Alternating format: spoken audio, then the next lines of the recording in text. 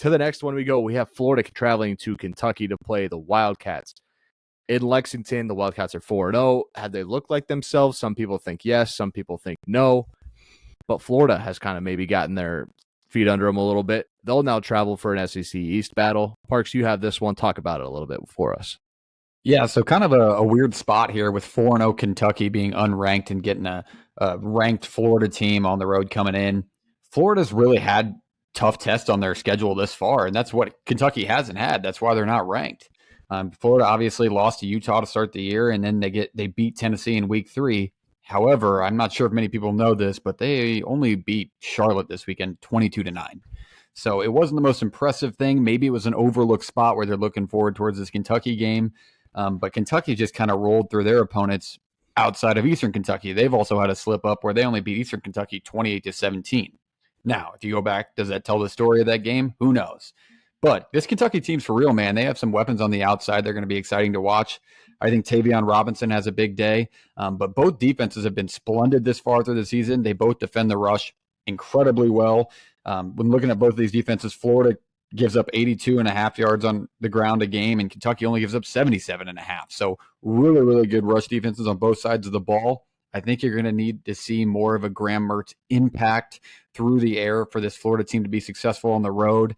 But then on the other side, you got NC State transfer Devin Leary, who's having a pretty good start to the year. He's already thrown over 1,000 yards this season, but he's thrown 5 picks too, so he's got to read the defense a little bit better because obviously we just said Florida has a good defense rolling in here, so it's going to be an interesting matchup. The line's even for a reason. The pick percentage is even for a reason. It's going to be a good game. 11 a.m. kick. Tune into Kroger Field, and I think that Florida gets the win on the road. I don't think this Kentucky team's been tested enough. This number is also 44.5 for your over-under. I think you bring up a good point with Leary, right? Like, he was kind of a secret in some facets that a lot of people didn't realize he came in from NC State, and they really didn't know how good he was at NC State. Now, sometimes he had these issues at NC State with the turnovers, but it's really shining right now, especially not going to go against great defenses, right? Kentucky's always been a run-first team. They've shown the ability to throw the football in the past, don't get me wrong, but they're gritty. They play good defense.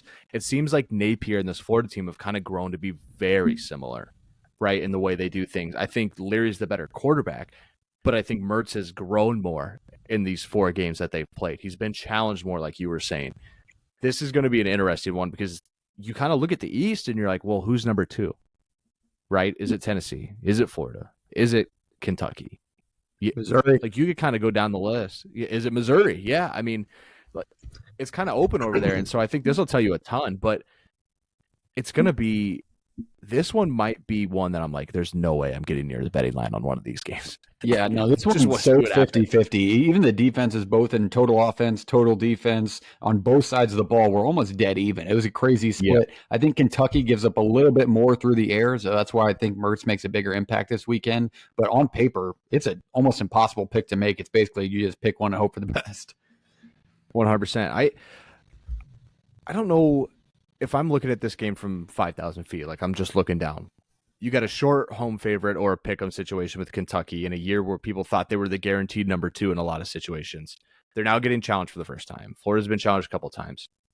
Do you think Kentucky was kind of always building to this point? Like maybe they just haven't hit a groove yet because they're looking so far forward, or maybe they were just having issues gelling in some spots, and that's the only reason the offense hasn't clicked. Like, to me, I think you have to take the home team here, right? Like, this is college football. I think that's the 1-point difference, right?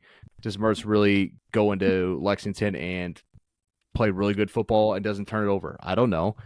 We've seen both sides of him this year. Schiffer, to you on this one, like, is it Kentucky with a better quarterback and a Stoops team that never really beats itself, or is it a Napier team that's kind of finding its footing? I like where Florida's at right now. I'm much higher on this team and willing to admit I was wrong in some spots on this team. But I think it's going to come down to quarterback play and who's more consistent. I think that both of these guys had some inconsistencies this year. I think I said it a couple weeks ago, and I'll give you the stat line. Mertz was 20 of 23 for 253 yards last week, 0 picks. I said that 20 to 25 passing range when he's completing like 70 or 80% of his throws, I guarantee Florida will win 90% of those football games when he puts out something like that. Ricky Pearsall is a guy on the outside that's coming into his own. I think he had like 120 yards last week. I was down on him. I thought he dropped a lot of balls in that Utah game, but he's starting to find his spot, and he might be the best receiver on the field. And when it comes to the running back rooms, it's hard to pick against Florida right now. I love the Johnson-Tien duo. But at the same time, we were really high on Kentucky. I think, JP, you kind of mentioned it, they really just haven't played anybody. I thought offensively they kind of found their groove a little bit against Vandy last week, which was something we needed to see. But it's hard to say I'm siding with Kentucky right now because I just haven't seen it yet from this team. But we knew this team would be 4-0. We just thought that they would make it easier getting to this spot than what they have right now. How about this stat? You look at Kentucky, like we were talking about earlier, they kind of tend to be more of a rush team. They with quarterback runs, and then they've had Chris Rodriguez in certain situations and in the past where get him the football, right? How about ranks 132nd in rush attempts a game with only 24. Pass attempts, they rank 70th with 31. Now that's pretty balanced, but when I think about Kentucky, I'm thinking run the ball, run the ball, run the ball. They're still running at a really good clip at 5.5 yards a carry. Well, bad news, Florida's giving up less than 3 a pop.